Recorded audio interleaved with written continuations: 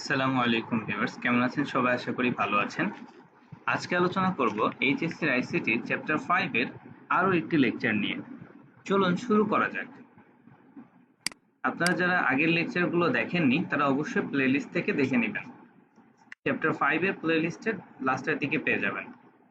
আজকে যে বিষয়গুলো নিয়ে আলোচনা করব সেটা হচ্ছে অনুবাদক সফটওয়্যার কি, কম্পাইলার কি, ইন্টারপ্রেটার সম্পর্কে জানবো, অ্যাসেম্বলার জিনিসটা কি সেটা সম্পর্কে জানবো, প্রোগ্রামের ভাষা নির্বাচন, আদর্শ প্রোগ্রামের গুণাবলী এবং প্রোগ্রামের সংগঠন সম্পর্কে জানবো।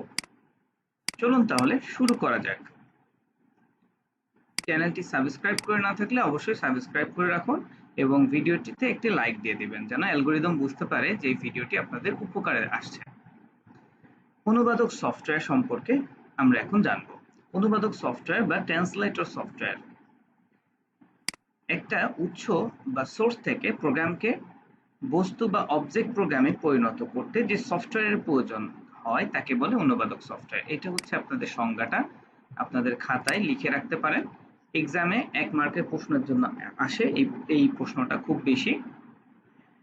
কম্পিউটার একমাত্র মেশিন ভাষা বুঝতে পারে বলে অন্য ভাষায় লেখা উৎস প্রোগ্রামকে মেশিন ভাষায় অনুবাদ না করে নিলে কম্পিউটার তা কার্যকরী করতে পারে না।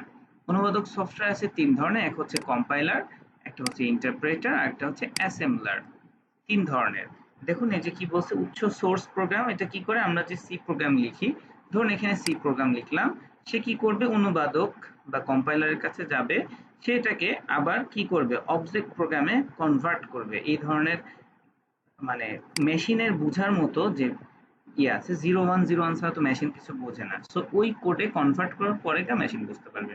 তাহলে এক কথায় যদি আমি উদাহরণ হিসেবে এইভাবে ধরি, যে ধরুন এইটা আপনি এবং এইটা আপনার সেই বন্ধু যে জাপানিজ, আমি একটা উদাহরণ দিচ্ছিলাম জাপানিজ বন্ধুর সাথে কথোপকথন। এই মাঝখানে ধরুন আপনার একটা বন্ধু আছে যে জাপানিজও বুঝে বাংলাও বুঝে। তো ধরুন আপনি এখানে বাংলায় তাকে বলে দিলেন, সেটাকে জাপানিজ ভাষায় রূপান্তর করে জাপানিজকে বলে দিল, আবার জাপানিজের কথা সে আবার কি অনুবাদক করে আপনাকে যেন জানাইতে পারে। বিষয়টা এরকম, তাই না? মানুষের ক্ষেত্রে এটা অনুবাদ দিলাম আপনাকে, আইডিয়া দিলাম, ঠিক আছে? তো অনুবাদক জিনিসটা ঠিক এই কাজটাই করে যে আপনার রচিত প্রোগ্রামকে সে অনুবাদ করে কম্পিউটারকে বুঝিয়ে দেয়, ঠিক আছে? এই ধরনের কম্পিউটারের ভাষায় কনভার্ট করে বুঝিয়ে দেয়। তাহলে আমরা 3 ধরনের কম্পাইলার সম্পর্কে জানলাম, আর যে ট্রান্সলেটর বা অনুবাদক সফটওয়্যার কি সেটা সম্পর্কে জানলাম। একটা হচ্ছে যে কম্পাইলার, একটা ইন্টারপ্রেটার এবং অ্যাসেম্বলার। অনুবাদক সফটওয়্যার এই 3 ধরনের হয়ে থাকে। আচ্ছা, কম্পাইলার জিনিসটা কি এবার আমরা জানবো। সেটা হচ্ছে কম্পাইলার এক ধরনের অনুবাদক প্রোগ্রাম যা হাই লেভেল প্রোগ্রামিং ভাষার উচ্চ প্রোগ্রামকে মেশিন ভাষার অবজেক্ট প্রোগ্রামে অনুবাদ করে। কম্পাইলার সম্পূর্ণ প্রোগ্রামটি একসাথে অনুবাদ করে, মানে সে লাইট বাই লাইট একদম শুরু থেকে শেষ পর্যন্ত করবে। তারপরে সে কোনো ভুল থাকলে সেটা জানাবে, আর যদি কোনো ভুল না থাকে তাহলে সেটাকে রান করে দিবে। কম্পাইলারের প্রধান কাজ সম্পর্কে আমরা জানি। এক হচ্ছে উচ্চ প্রোগ্রামকে বস্তু প্রোগ্রামে অনুবাদ করা। 2 এরপর প্রোগ্রামকে লিঙ্ক করা, এর অর্থ প্রোগ্রামের সঙ্গে প্রয়োজনীয় রুটিন যোগ করা। রুটিন হলো প্রোগ্রামের কোনো ছোট অংশ যাতে কোনো নির্দিষ্ট কাজ, যেমন গুণ করা, ভাগ করা, এগুলো করার জন্য উপযুক্ত নির্দেশ দেওয়া থাকে। প্রোগ্রামে কোনো ভুল থাকলে তা জানানো, প্রধান মেমোরিতে প্রয়োজনীয় স্মৃতি অবস্থানের ব্যবস্থা করা এবং প্রয়োজনে বস্তু বা উৎস প্রোগ্রামকে ছাপিয়ে বের করা, মানে আউটপুট দেখানো, তাই না?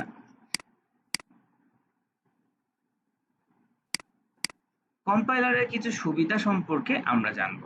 কম্পাইলারের সুবিধা কি? 1 নাম্বার হচ্ছে কম্পাইলার পুরো প্রোগ্রামটিকে একবারে অনুবাদ করে ফেলে, ঠিক আছে? প্রোগ্রামে কোনো ভুল থাকলে তা জানানো, প্রধান মেমোরিতে প্রয়োজনীয় স্মৃতি অবস্থানের ব্যবস্থা করা, প্রয়োজনে বস্তু বা উৎস প্রোগ্রামকে ছাপিয়ে আউটপুট দেয়া। তো দেখুন আপনি একটা প্রোগ্রাম লিখলেন, ধরুন এটা হচ্ছে সি প্লাস প্লাস এর কোড। এই কোডটা আপনার সোর্স ফাইল, এটা কম্পাইলার কম্পাইল করলো এবং সে কি করলো, একটা মেশিন কোড জেনারেট করলো, ঠিক আছে? এটা মেশিন বুঝতে পারবে এই কোডটুকু, ঠিক আছে? এই কাজটা কিন্তু কম্পাইলার করলো, ঠিক আছে? এবার আসুন ইন্টারপ্রেটার সম্পর্কে আমরা জানবো। ইন্টারপ্রেটার কি? ইন্টারপ্রেটার এক ধরনের অনুবাদক প্রোগ্রাম যা হাই লেভেল ভাষার উচ্চ প্রোগ্রামকে মেশিন ভাষার অবজেক্ট প্রোগ্রামে অনুবাদ করে। খুব সহজেই সংজ্ঞাটা মনে রাখবেন। কম্পাইলার, ইন্টারপ্রেটার এগুলো কিন্তু এক্সামে আসবে। আমি কিন্তু খুব বারবার বলছি, যেটা খুবই গুরুত্বপূর্ণ। আপনারা আমার আগের ভিডিওর লেকচারগুলোতে এগুলো পেয়ে যাবেন, আরো বেশি আলোচনা করা আছে সেগুলোতে, যেগুলো লেকচার 1, 2, 3, চ্যাপ্টার 5 এর। ঠিক আছে, আমি তো নতুন বই থেকে আবার আলোচনা করছি শর্ট করে। কম্পাইলার যেখানে সম্পূর্ণ প্রোগ্রামকে অনুবাদ করে তারপর তার কার্যে পরিণত করে, সেখানে ইন্টারপ্রেটার একটি নির্দেশ মেশিন ভাষায় অনুবাদ করে তার কার্যে পরিণত করে। মানে একটা লাইন বাই লাইন সে পড়ে এবং সেটাকে সে ভুল পেলে ওখানেই বলে দেয় যেখানে একটা ভুল আছে এটা ঠিক করো, তারপরে সে সামনে যাবে। প্রতি লাইন বাই লাইন সে ইন্টারপ্রেট করে দেখে এবং এরপরে সেই মেশিন ভাষা অনুবাদ করে তা কার্যে পরিণত করে, তারপর পরবর্তী নির্দেশে হাত দেয়। তার মানে কম্পাইলার যেমন একবারে সব লাইন বাই লাইন পড়ে ফেলছিল, আর ইন্টারপ্রেটার কি করে, লাইন বাই লাইন পড়ে সেখানে জানিয়ে দেয়। ঠিক আছে, যদি এটা ঠিক থাকে তাহলে সে সামনে আগায়, যদি ঠিক না থাকে তাহলে এটাকে সে ইরর জেনারেট করে। ইন্টারপ্রেটারের সুবিধা সম্পর্কে আমরা জানবো এবং অসুবিধা সম্পর্কেও জানবো।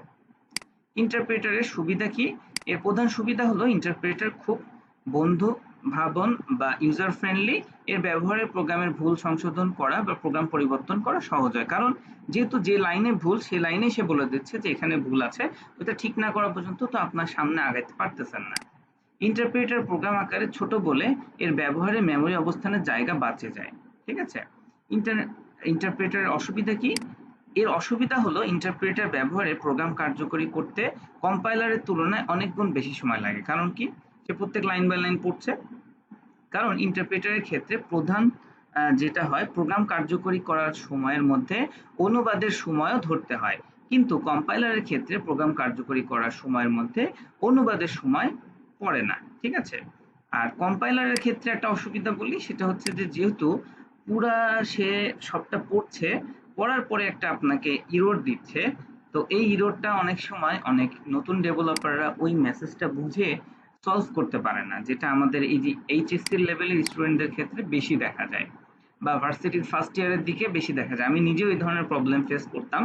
তো সবসময় আপনাদেরকে বলবো, যারা প্রোগ্রামিং করবেন তারা প্রোগ্রামিং আগে নিজে খাতায় প্র্যাকটিস করবেন, লজিক গুলা বুঝবেন, এরপরে আপনি কম্পিউটারে কাজ করবেন। তা না হলে দেখা যাবে যে কম্পিউটার কি আউটপুট দিল সেটা আপনি ঠিক মতো ওর ভিতরের মেকানিজম গুলা বুঝতে পারবেন না। আচ্ছা, এবার অ্যাসেম্বলার সম্পর্কে জানবো। অ্যাসেম্বলারের কাজ হলো অ্যাসেম্বলি ভাষায় লিখিত প্রোগ্রামকে মেশিন ভাষায় অবজেক্ট প্রোগ্রামে অনুবাদ করা। অ্যাসেম্বলারের প্রধান কাজ কিরকম? নেমোনিক কোডকে মেশিন ভাষায় অনুবাদ করা, অ্যাসেম্বলি অ্যাড্রেসকে মেশিন ভাষায় লেখা, অ্যাড্রেসে পরিণত করা, প্রত্যেক নির্দেশ ঠিক আছে কিনা পরীক্ষা করা, ঠিক না থাকলে তা জানানো, সব নির্দেশ ও ডেটা প্রধান মেমোরিতে রাখা, সব ভুল সংশোধনের পর প্রথম নির্দেশ থেকে কাজ শুরু করতে কন্ট্রোলকে বলা। সর্বোপরি অ্যাসেম্বলি ভাষার প্রত্যেক নির্দেশকে অ্যাসেম্বলার মেশিন ভাষার একটি নির্দেশে পরিণত করা। তার মানে অ্যাসেম্বলার এই কাজগুলো করে থাকে। এবার আসুন যে প্রোগ্রামের ভাষা নির্বাচন সম্পর্কে আমরা এখন জানব। প্রোগ্রামের ভাষা নির্বাচনের জন্য নিম্নলিখিত বিষয়সমূহ গুরুত্বপূর্ণ। এক হচ্ছে সমস্যার প্রকৃতি, যেমন বৈজ্ঞানিক, বাণিজ্যিক এগুলো। ভাষার গঠনগত বিষয়াদি, যেমন ডেটার গঠন, প্রকৃতি, ফাংশন ইত্যাদি। ভাষা ব্যবহারের ও শেখার সুবিধা, ভুল নির্ণয়ের সুবিধা, প্রোগ্রাম নির্বাহের গতি ও দক্ষতা এবং মেমোরি পরিসরের পরিমাণ। তাহলে আমরা এই 5টা জিনিস জানলাম।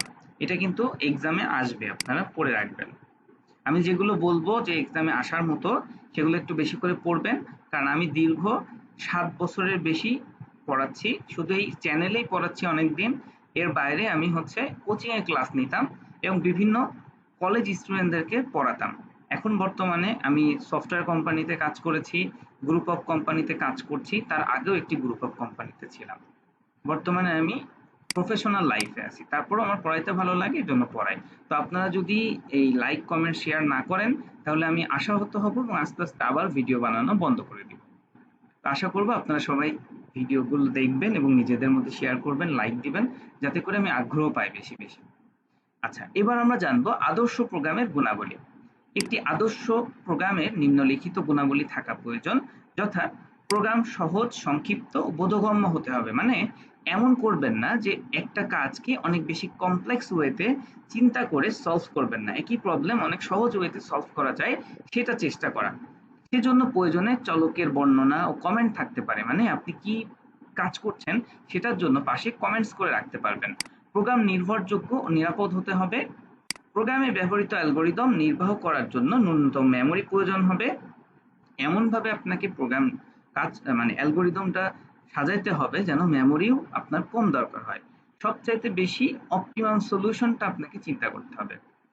প্রোগ্রাম নির্বাহ করার জন্য ন্যূনতম সময়ের প্রয়োজন হবে, সেজন্য প্রয়োজনীয় লুপ বা ব্রাঞ্চিং পরিহার করতে হবে। মানে আপনার একটা সময় লেগে যাবে, তো আপনি কোন ধরনের কাজ করলে মানে লুপ বেশি ব্যবহার না করা, এমনভাবে কাজ করা যেমন রিকারশন করতে পারেন, এমনভাবে কাজ করানো যে আপনার প্রোগ্রামটা খুব ফাস্টার রান করে, তা না হলে দেখা যাবে স্লো হয়ে যাবে, তাই না? প্রোগ্রাম সহজে সম্প্রসারণযোগ্য হতে হবে। প্রোগ্রাম টেস্টিং করা সহজতর হতে হবে। মানে এত জটিল প্রোগ্রাম বানানো যাবে না যেটা টেস্ট করতেও অনেক কষ্ট হয়ে যায়। প্রোগ্রাম সহজে রক্ষণাবেক্ষণযোগ্য হতে হবে। মানে এমনভাবে প্রোগ্রামটা তৈরি করতে হবে যেন এটাকে আবারও কি করা যায়, কোনো সমস্যা হলে সেটাকে ঠিকঠাক করা যায়, এটাকে রক্ষণাবেক্ষণ করা যায়, তাই না? ধরুন একটা সফটওয়্যার আপনি ডেভেলপ করে দিলেন, তো সেই কোম্পানিকে তো আপনার সাপোর্ট দিতে হবে না প্রতি বছরে বছরে, তো সেটার জন্য তো আপনাকে ডকুমেন্টেশনে জোর দিতে হবে। প্রোগ্রামের সংগঠন, প্রত্যেক প্রোগ্রামের ৩টি অংশ থাকে। এই অংশগুলোর পারস্পরিক সম্পর্কের সমন্বয়ে পূর্ণাঙ্গ প্রোগ্রাম গঠিত হয়। অংশ ৩টি হলো ইনপুট, প্রসেস ও আউটপুট। ইনপুট বলতে ফলাফল লাভের উদ্দেশ্যে যে সকল ডেটা ও ইনস্ট্রাকশন বা নির্দেশ কম্পিউটারে দেওয়া হয় সেগুলোকে বোঝায়। আউটপুট বলতে প্রোগ্রামের ফলাফলকে বোঝায়। তাহলে আমরা মূলত প্রোগ্রামের ক্ষেত্রে ৩টা কাজ করব। একটা হচ্ছে ইনপুট, একটা সেকশন থাকবে যেখানে আমাদের ইউজার ইনপুট করতে পারবে বা আমরা ইনপুট দিতে পারবো। আর মাঝখানে আমরা প্রসেসের কাজটা করব আর ফাইনালি আউটপুট দেখাবো। এই ৩টা কাজই মূলত আমাদের একটা প্রবলেম সলভিং এর জন্য করে থাকবো আমরা। এই লেভেলে, উপর লেভেলে যান বা যে কোনো লেভেলে যান, আপনার এটাই করে থাকে একটা প্রোগ্রাম। ইনপুট নেয়, প্রসেস করে এবং আউটপুট দেয়। ইনপুট বলতে ফলাফল লাভের উদ্দেশ্যে যে সকল ডেটা ইনস্ট্রাকশন আমরা কম্পিউটারকে দিব সেগুলোকে বোঝাচ্ছে। আউটপুট বলতে প্রোগ্রামের ফলাফলকে আমরা যে দেখব স্ক্রিনে সেটাকে বোঝানো হচ্ছে। তো আজকের মতো আমরা এখানেই শেষ করছি। ধন্যবাদ সবাইকে। কোনো কোশ্চেন থাকলে আপনারা অবশ্যই কমেন্টসে কোশ্চেন করবেন। আমি জানি না কেন আপনারা কমেন্টস করতে চান না, হয়তো আপনাদের ভালো লাগছে না ভিডিওগুলো, তারপরেও আমি চেষ্টা করছি আমার মতো করে সুন্দর করে আপনাদেরকে বোঝানোর। আমার রিয়েল লাইফ যত এক্সপিরিয়েন্স হয়েছে আমি এখানে শেয়ার করার চেষ্টা করছি। ভালো থাকবেন সবাই। আসসালামু আলাইকুম ওয়া রাহমাতুল্লাহ।